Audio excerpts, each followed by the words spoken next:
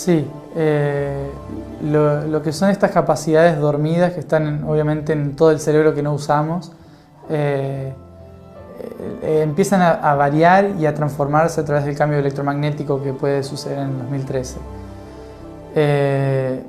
Estos cambios obviamente no son fantásticos, sino que normalmente puede que empiecen a suceder de una manera a veces dura, ¿no? Esto de la percepción de otros niveles, escuchar voces, puede que incluso hoy muchos lo están viviendo y muchos de los que lo están viviendo sabrán que se sufre más de lo que se disfruta, ¿no? Por ahí se tarda hasta 20 años en intentar disfrutar o hacer de eso un estilo de vida y no algo que se padezca. La transformación cerebral a través del cambio vibracional tardará años y es un proceso difícil de llevar porque conlleva siempre el apoyo de otra persona que tenga la experiencia o al menos la aceptación de lo que está sucediendo, ¿no? Por eso mismo es importante aceptar a los hijos, aceptar a todas las personas que por ahí están cambiando un poco su vibración y su manera de pensar. Simplemente aceptar, no hace falta entender, es simplemente aceptar. Dentro de esta aceptación ahí se empieza a regular un poco lo que es el sistema cerebral. Todas estas capacidades que están dormidas son totalmente naturales en el humano, están latentes en nuestro cerebro, pero no estamos preparados para poder trabajarlas. Por eso mismo se van a ir despertando en el momento en que nosotros estemos preparados y capacitados para poder trabajarlas en sí. Obviamente que el cambio vibracional va a alterar esas vibraciones y por lo tanto va a hacer que surjan más rápido en algunas personas, en otras incluso puede que se apaguen, ¿sí? En lugar de despertarse. Hay que tener en cuenta eso también. Tiene que ver siempre con un reacomodo cerebral. A veces pueden venir esos momentos en que se tienen esas habilidades y después desaparecen de nuevo. Son procesos en los que uno va a ir practicando trabajar con diferentes partes de su cerebro. Eso hay que tenerlo en cuenta. Se puede empezar a tener dolores de cabeza, jaquecas, mareos, escuchar voces, tener alguna sensación muy esquizoide, bipolar. Es totalmente natural para las personas que son perceptivas. No hay que tener miedo, hay que tomarlo con total naturalidad y para el que está acompañando a una persona que le pasa así, total aceptación más allá del entendimiento. Algunas de estas habilidades ocultas que se van a ir despertando, obviamente telepatía, sobre todo, la primera. En realidad la primera es empatía. Empatía es algo de lo que se habla mucho hoy, pero que es una capacidad oculta del humano, que puede ser muy potente. Sentir todo lo que está dentro del otro, sentir los problemas del otro y ayudarlos a través de simplemente el sentimiento y la vibración. La telepatía, es decir, comunicación a través de la mente, telequinesis también, poder levantar cosas con la mente, a veces también descomposición molecular, alquimia interna, ¿no? Sanación del propio cuerpo, sanación con las manos a otras personas. Eso, más allá de lo místico, es alquimia electromagnética, ¿no? Para sacarle un poco la ilusión. Tiene que ver con toda la composición molecular y la alteración electromagnética de esa composición molecular. Hay muchísimos potenciales dormidos en los humanos, pero algunos son tan descabellados que por ahí es difícil hablarlos porque no estamos capacitados para entender lo que el humano es capaz de hacer. ¿Como volar? Como volar, por ejemplo, sí. Pero es demasiado... estamos demasiado lejos todavía de eso. Tenemos que practicar muchísimo antes de poder llegar a tener una capacidad así.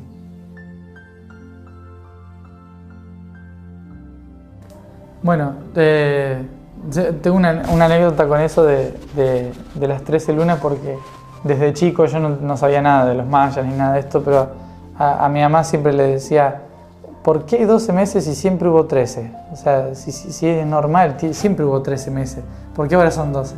No lo lograba entender. En realidad es importante tener en cuenta el calendario maya porque para nosotros nuestro cuerpo está acostumbrado a manejarnos con la luna. Nuestro cuerpo está constituido de agua, nuestro planeta es un planeta de agua y la luna es la que controla el agua. Por lo tanto, no nos tenemos que manejar en sí del todo por el sol, sino más que nada por la luna. Por eso es importante tener 13 meses, que son las 13 lunas, 13 meses de 28 días, ¿no? Más allá de tomar la cultura maya, lo que siempre explico es que todo esto del kin, sol kin, de entender el nombre maya y demás, es cultura maya. Por lo tanto, no hace falta, para entender los 13 meses lunares, para adaptar nuestro calendario lunar hacia la nueva era, no hace falta saber la cultura maya. La cultura maya es cultura maya.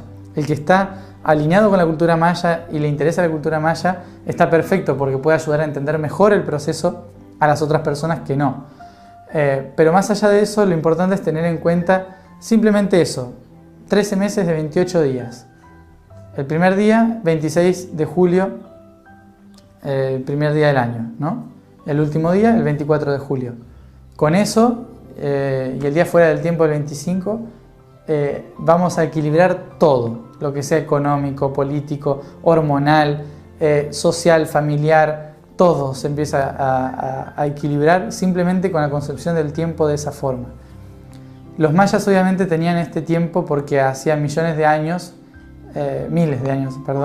atrás, que se venía trabajando con los 13 meses, debido a que en la antigüedad sabían bien cómo funcionaba el sistema galáctico. Por más que se manejaban a través del sol, los meses eran a través de las lunas, y los mayas son la última cultura que permaneció en el planeta con todo el legado de aquella antigüedad de hace 12.000 años atrás. Es la última que permaneció casi intacta, por más que se mezcló con muchos indígenas de Sudamérica y Centroamérica. Permaneció intacta, trayendo toda esta información astrológica, astronómica que venía desde la antigüedad. Por eso era un pueblo tan importante, y por eso se habla del resurgimiento del pueblo maya en el futuro.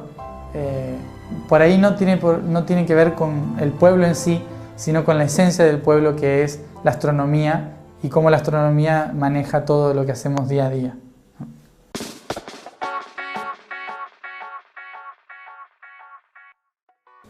Bueno, a raíz de lo que me explicaste, de lo que era, lo entiendo yo, pero obviamente desde la manera electromagnética, del campo electromagnético que custodia la Tierra, ¿no? Que tiene esa forma, rodeando toda la Tierra como un embudo.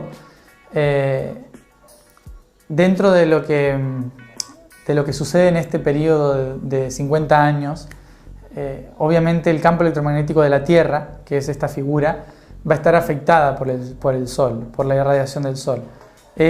Al afectar esta irradiación del Sol es cuando los satélites comienzan a fallar, las comunicaciones, los sistemas conocidos por el humano empiezan a fallar.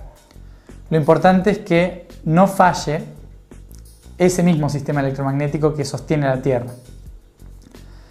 Los humanos tenemos la capacidad total de poder ayudar a la humanidad, a la Tierra, a equilibrar este campo electromagnético, a sostenerlo, a fortalecerlo. Pero obviamente primero tenemos que ser conscientes de que tenemos fortalecido el nuestro, ¿no? No podemos ayudar a un ser mucho más grande si nosotros mismos no sabemos cómo hacerlo con nosotros mismos. Es como lo típico, o sea, ayudar a otra persona si yo no me ayudé nunca es un poco imposible. Lo mismo pasa con la Tierra.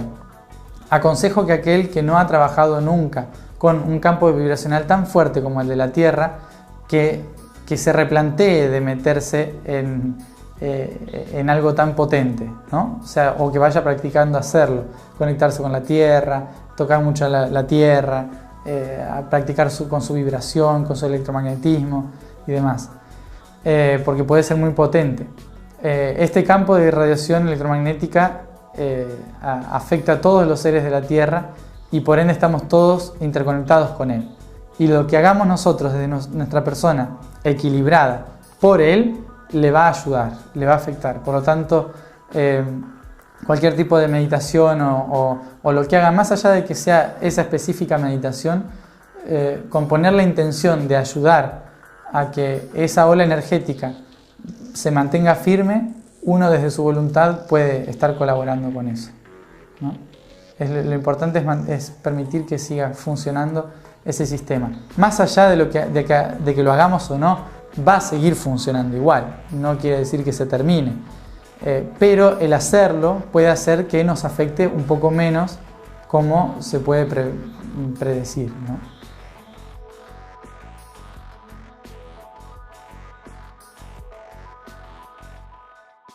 Bueno, las plantas sagradas obviamente fueron puestas en la Tierra para ayudar a la conexión durante la noche galáctica. Fueron puestas para estar en contacto con los dos hemisferios cerebrales, el derecho y el izquierdo, el lógico y el creativo, constantemente, ¿sí? Para no perder esa desconexión, esa conexión entre los dos, para mantenerlos equilibrados en uno mismo. Y para estar alineados con el proceso general de las cosas, sintiendo el proceso general de las cosas. Estas plantas ayudan a tener una conexión total con todo lo que conocemos y con todo lo que desconocemos también. Es importante tenerlas en cuenta para la ascensión, para el entendimiento de la realidad. Ahora bien, el problema con esto es que hoy en día la mayoría de las personas no lo usan para eso. Lo usan porque añoran la desconexión y añoran el volver a casa y el estar en otra dimensión. Eso es un problema, porque hay mucha gente que por ahí está haciendo, muchos chicos sobre todo, que están ingiriendo esto como drogas, que en realidad no lo son, pero se convierten en drogas por el uso que le dan, que no es sagrado. Y otros que por ahí dicen darle uso sagrado, pero en realidad lo están haciendo por un anhelo, ¿no? Muchas veces ocasiona como si fuese una especie de deshonra a la planta, una deshonra al medio natural que te permite la conexión, simplemente por el anhelo o por querer estar en otra. Las plantas hoy en día ayudan muchísimo a la conexión, pero hay que tener en cuenta cómo se usan. Los indígenas son los que mejor pueden enseñar sobre cómo usarlas, porque los indígenas, los chamanes, son los que saben usarla por conocimiento, por esencia, por resonancia y vibración. En cambio, así porque sí, una planta no se puede usar, es como un medicamento, ¿no? O sea, si uno toma Valium y nunca le recetaron Valium, puede que te sea peor de lo que uno espera que sea, ¿no? Eso es lo que puede generar adicción. Por lo tanto, estas plantas son importantes, pero en este próximo periodo histórico en el que estamos por vivir, el trabajo no hace falta a través de las plantas, el trabajo es interno. Las plantas son una herramienta para llegar, no algo constante, ¿sí? Las plantas te ayudan a llegar hasta cierto nivel, pero después de ese nivel, el resto de los escalones uno mismo los tiene que ir subiendo, no con ayuda de elementos ajenos, porque comparándolo, podríamos utilizar también cualquier pastilla para hacer lo mismo. El Ritalin, por ejemplo, es como una especie de marihuana porque apaga el cerebro izquierdo, ¿no? O sea, y el derecho, los intenta regular para que estén tranquilos los dos. El problema es que si uno toma demasiado Ritalin se vuelve tonto, y si uno fuma demasiada marihuana, normalmente también. Tiene que ver con el proceso químico cerebral. Por lo tanto, hay que saber hasta qué punto es necesario una planta sagrada, hasta cuándo uno realmente sabe que la necesita o no, porque son cosas sagradas y no se juega con las cosas sagradas, ¿no? Bueno, el proceso de alimentación es algo que todos tenemos hoy en día en cuenta, y que por cultura muchos estamos intentando eliminar, ¿no? Ser vegetarianos o ser pranistas, es decir, vivir de la luz solar. Para entender por qué existe el sistema alimenticio, la cadena alimenticia, por qué nosotros tenemos que comer o por qué nos meten carne en la boca desde que nacemos a muchos, es importante entender de dónde viene el proceso de alimentación, por qué surge el proceso de alimentación. Para entender esto hay que entender que la Tierra es un ser que está evolucionando para obtener más luz, pero está evolucionando a un nivel denso, por lo tanto necesita luz densa. Para tener luz densa necesita seres que empiecen a anclar la luz densamente. Los primeros que vienen son el primer reino al planeta, que son los minerales, que empiezan a captar la luz solar, la retienen en el planeta y la acumulan dentro de las placas tectónicas del planeta para que se ilumine el planeta desde adentro con la luz solar. A partir de estos aparecen los vegetales. Los vegetales son los primeros seres que vienen a canalizar la luz directamente del Sol, dirigiéndola hacia el centro de la Tierra, pero haciendo la fotosíntesis, ¿no? O sea, trayendo luz, transformándola y devolviéndola hacia la atmósfera. Lo que hacen los vegetales en un primer momento es generar la misma atmósfera, generar esa capa que protege al planeta. Estas plantas, árboles que empiezan a generar todo el sistema atmosférico, tienen una finalidad específica. Así como las piedras y los minerales tenían la función de acumular debajo de la superficie el calor y la luz solar, las plantas, generando esta atmósfera de gas, hacen que la luz solar se retenga en la superficie del planeta y no rebalse y se vaya, ¿no? Esa es la función de la atmósfera. Los vegetales obviamente trabajan con la luz canalizándola. Luego empieza un proceso de los vegetales en que buscan más luz. Algunos de esos que buscan más luz crecen tanto que otros quedan abajo. Esos que quedan abajo, para obtener esa luz, empiezan a matar a estos otros y comerse su luz. A partir de esto pasan millones y millones de años de evolución hasta que surgen los herbívoros. Estos herbívoros lo que hacen es alimentarse directamente del prana físico que hay en la Tierra, es decir, los vegetales. Una vez que estos herbívoros empiezan a evolucionar y más, aparecen los primeros carnívoros, que son otros herbívoros, que al ver que había más luz densa en un ser que ya había comido esa luz, prefieren comerse ese ser antes que respirar la luz. Por lo tanto, empieza ahí el sistema de carnívoros, hasta que llega el humano y, como necesita anclar la luz conscientemente a través de todos los reinos, se come a todos los reinos, ¿no? Que es lo que está pasando hoy. Y ha pasado siempre, comerse los carnívoros, los herbívoros, los vegetales, los minerales y el prana al respirar. Nos alimentamos de todo al mismo tiempo. Esta cadena alimenticia es importante tenerla en cuenta porque es un respeto mutuo por la canalización de luz. Es una cadena de traer esa luz hacia la Tierra. En los procesos en que la Tierra ya se empieza a sutilizar, es decir, que ya no necesita más densidad lumínica, es ahí cuando el ser consciente, por eso lo hacen consciente, el ser consciente se da cuenta de que ya no necesita más seguir densificándose, sino que necesita sutilizarse. Y es por eso que empieza la cadena alimenticia al revés. El ser que comía antes carnívoros deja de comer carnívoros y comienza solamente a comer herbívoros, ¿sí? Esto es, el humano antes era caníbal y comía lo que sea, leones, lo que sea.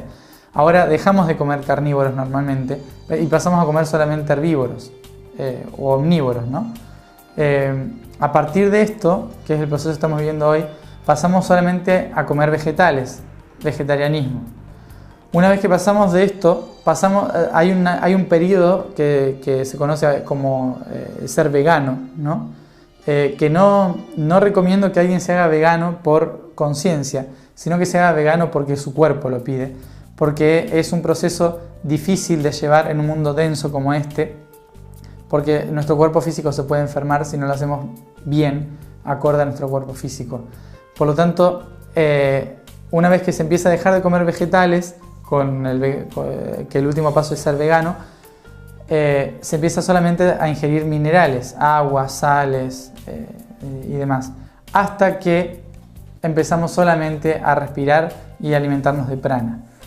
Esta es la cadena alimenticia que es importante tener en cuenta, que es para la canalización de luz. No es porque uno nos queramos comer a otros, sino porque así se dio la manera física de canalizar luz densa. Como ahora estamos haciendo el proceso de sutilización, mucha gente se está volviendo vegetariana. No es que ser vegetariano sea lo mejor que hay que hacer, sino que es el proceso siguiente, ¿sí?, al que tenemos que ir todos. Pero a muchos todavía les cuesta eso. Por eso hay que respetar el proceso de los carnívoros, que todavía les cuesta dejar la carne, porque no pueden subsistir comiendo solamente vegetales. Es importante cambiar a una dieta variada en la que se empieza a cambiar la alimentación densa de la carne animal por la de los peces, y de los peces pasar a cosas que nacen debajo de la tierra, para después empezar a comer cosas que salen por encima de la tierra, ¿no? Hay que ir respetando los procesos de alimentación, porque siempre son de canalización de luz. Por ahí uno está perfectamente canalizando luz a través de comer lechuga y tomate por la parte superior del cuerpo, pero las piernas necesitan un bife, un pedazo de carne, para anclar, y por ahí se lo estamos negando, y por eso puede que empiecen a surgir problemas intestinales, problemas en las rodillas, de articulación y demás. Por eso hay que tener en cuenta el respeto por el proceso evolutivo del cuerpo y de la alimentación del cuerpo.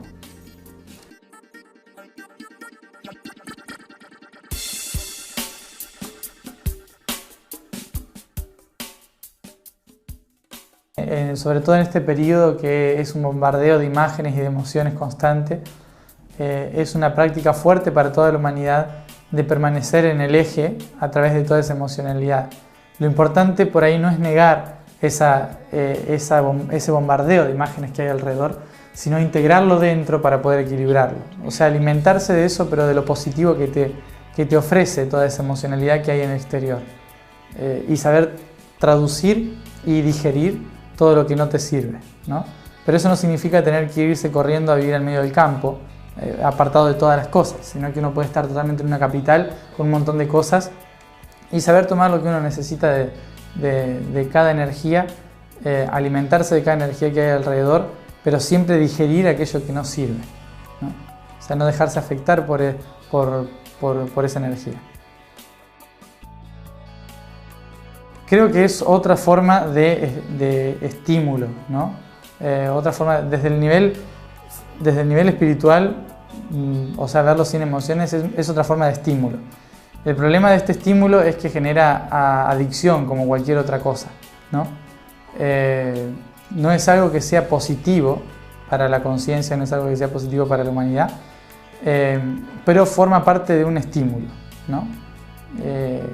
Como cualquier otro. No es algo que se necesite tampoco, ¿no? Es algo que no es algo imprescindible. Es algo que es simplemente un estímulo momentáneo de esta humanidad en la que necesita, sobre todo, resaltar la parte sexual que está trabada en la humanidad. Ya hace 100 años, 200 años que la parte sexual ha sido bloqueada totalmente, y por eso en estos últimos 10 años ha habido un realce de sexualidad importante para contrarrestar en corto tiempo toda la sexualidad que estuvo reprimida en estos últimos 200 años. Por eso también se tiene en cuenta como un estímulo bastante importante, pero no justificado, ¿no? La sexualidad es algo totalmente fundamental en el planeta Tierra. Yo he escuchado a gente que o la desmerece o la trata de algo totalmente banal, ¿no? Pero en realidad es porque le falta el entendimiento de esa parte divina que tiene la sexualidad. La sexualidad en la Tierra ha sido para canalizar energía, ¿sí? Es como una forma de bajar, es como una bomba de energía, una canalizadora de energía, ¿no? El orgasmo mismo es como el punto culmine en que baja toda la energía cósmica e ingresa en la Tierra a través de dos cuerpos. Por lo positivo o por lo negativo, sea como sea. Por lo tanto, se tiene que valorar la sexualidad en ese aspecto. La sexualidad hoy es negativa, pero porque se bloquea la sexualidad hasta los 15 años, ¿no? Entonces a los 15 años recién uno empieza a hablar con los hijos o con los amigos de sexualidad. Por eso, desde los 11 años, que empieza a descubrir una sexualidad totalmente extraña, porque nadie se la explicó.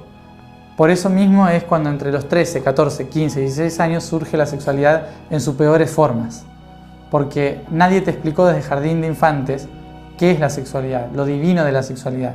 Un niño desde antes de nacer experimenta su sexualidad, y que se la expliquen recién, 16 años después de nacer, es como que es un poco traumático.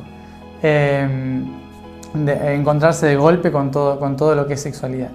Por eso es importante entender la sexualidad como divinidad, como parte del ser humano y como parte de la naturaleza, ¿sí? Eso hay que tenerlo en cuenta. Hay dos tipos de sexualidad básica. Una es la que hace que se canalice energía, ¿no? Energía divina, y la otra es la sexualidad reproductiva. Tanto una como la otra pueden ser totalmente negativas o positivas, cualquiera de las dos, ¿no? La reproductiva puede ser, bueno, hay que hacerlo porque si no nos quedamos solos en el planeta, que hay muchas razas animales que hacen eso, ¿no? Obligan a parir a la hembra normalmente, como la raza humana lo hizo a través de la cultura, ¿no? La mujer se dedica a los hijos y punto. Es una sexualidad represiva, pero tiene que ver con la reproducción. Tiene que ver con esto de la necesidad de mezclar genomas, de mezclar la genética para poder generar mejores prototipos a lo largo de la evolución, a lo largo del tiempo. Ese es el propósito de la sexualidad reproductiva. La sexualidad espiritual, la sexualidad energética, no tiene nada que ver con la reproductiva. Es una sexualidad que puede ser con cualquier cosa, con cualquier sexo, y lo importante es que no sea negativa, es decir, que sea porque sí, sino que sea una sexualidad en la que se canalice luz, en la que uno sea consciente de que lo que se genera como placer en realidad es lo mismo que una especie de ascensión física, ¿sí? Que es catalizadora de toda la energía que está dentro y fuera del ser, para canalizar toda la luz hacia la Tierra y hacia el universo.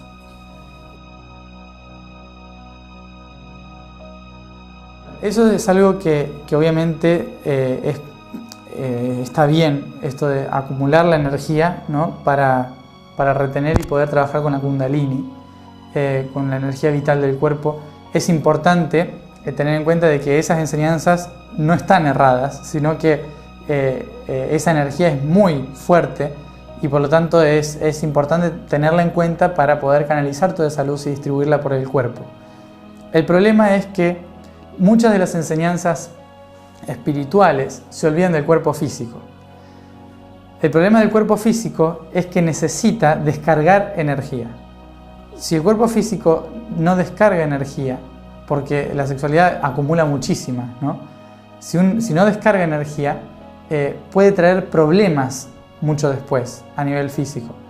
Por eso solamente se puede retener el orgasmo y transmutar toda la energía a través del cuerpo, pero no frustrando el orgasmo, que es diferente, ¿sí? Eso es una cosa que hay que entender. Una cosa es frustración del orgasmo, o sea, parar y ya está, o sea, no tengo que llegar ahí. Pero la cuestión es poder llegar a eso canalizándolo a través de todos los chakras, que es lo que se puede, yo creo que, nunca lo vi, pero yo creo que en la sabiduría del Kama Sutra debe estar, o sea, la canalización de energía a través de las diferentes posturas, tiene que ver con que en ese orgasmo no hay que desperdiciar la energía, hay que aprovecharla, ¿sí? No es que hay que eliminar el orgasmo para que solamente fluya hacia adentro, sino que aprovechar ese orgasmo para la canalización de luz a través de los chakras. Eso es lo que hay que hacer, no frustrar la energía, sino dirigirla conscientemente donde uno la necesita. Eso es lo que hay que hacer.